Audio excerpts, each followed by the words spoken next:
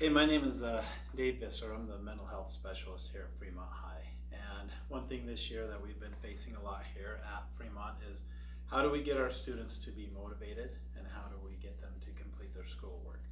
So what we're doing is making a video to briefly kind of go through something that I work a lot with students and families on. If you find something that is interesting or you want more information, please, on the bottom here is my email address. You can reach out to me and I'd be happy to meet with you and your student and kind of go into things a little more in detail. Like I said, this one's just going to be kind of a brief overview. So when you have a student who is struggling, maybe they just don't know how to kind of manage their time. Maybe they sit down and they're not very productive with their time. Maybe we're tired as parents to getting on their cases. This is kind of a way that can kind of help. So the first thing that we do is we have the student make a schedule. And this is just kind of an example of a schedule. Obviously the student's time and everything is going to be a little bit different. But for the sake of this video, we're just going to kind of go through that for a minute. The purpose of having him make that schedule or her make that schedule is pretty important because that's getting them to buy into the schedule. In the schedule you can see that it's kind of broken down in time frames. I mean, that's the purpose of a schedule, but sometimes the students have a difficult time seeing exactly what they need to be doing and what they should be doing.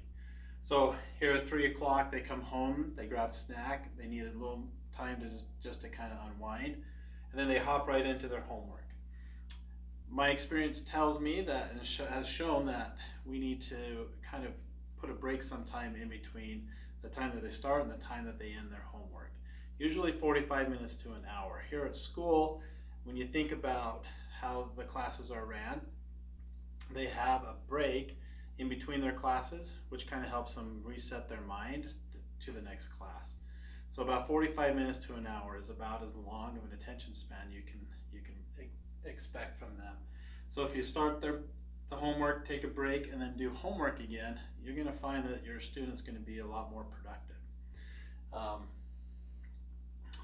With that, at the end of it, you want to have a reward. As parents, we have a reward. We come to work, we get a paycheck, we go home. At the end of the day, students need something that they can look forward to and push through. Because during their homework, they're going to be tempted to hop on their phone, see what their friends are doing, get on Snapchat, whatever it might be. If we have a break and we have some free time at the end where they can do that, then we can train them to kind of push through and get that accomplished. So the free time needs to be uninterrupted. It needs to be their reward for doing that. So whatever that time is, so from 5:30 or 5:45 to 7 o'clock is just an example on here. That's their time that they can go just kind of really just exhale and try to just do something that is meaningful to them. Then you have dinner, you can incorporate your chores, and then at the end of that is free time as well. Notice that anything that we want them to do, such as homework or chores, we have free time that kind of follows that. That's kind of their motivation to do that. Okay, so parents, your role is this. Your student is probably tired of you nagging them to do their homework or do their chores constantly.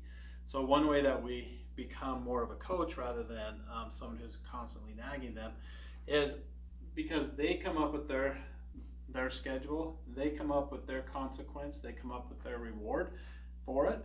All you are now doing is becoming more of a coach.